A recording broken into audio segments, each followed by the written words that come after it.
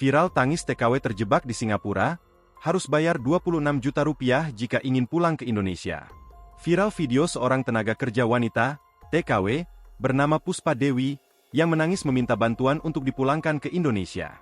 Dari informasi beredar, Puspa adalah warga Jalan Pandawa Kelurahan Karangraja Kecamatan Prabu Mulih Timur Kota Prabu Mulih, Sumatera Selatan, Sumsel.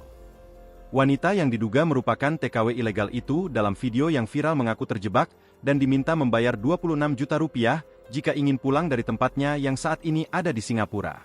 Ia berangkat bekerja ke luar negeri tanpa mengetahui jika agen travel tempatnya bekerja merupakan ilegal, sehingga dirinya masuk dalam kategori imigran gelap non-prosedural.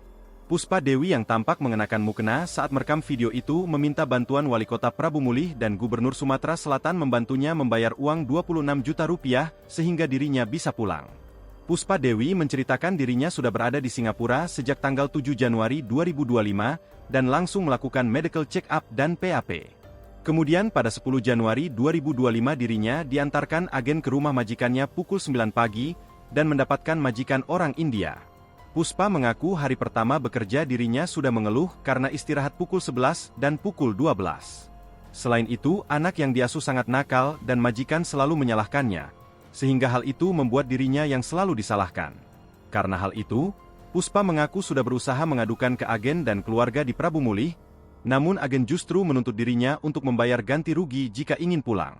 Lebih lanjut Puspa Dewi melanjutkan, dirinya hanya bisa mengumpulkan uang 2 juta rupiah dari minjam ke teman dan tetangga di Prabu Mulih.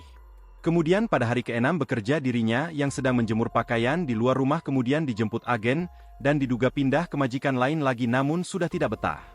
Video viral warga Prabu Mulih itu pertama diunggah di media sosial TikTok oleh akun Roysian_S dan kemudian banyak disebar akun media lainnya.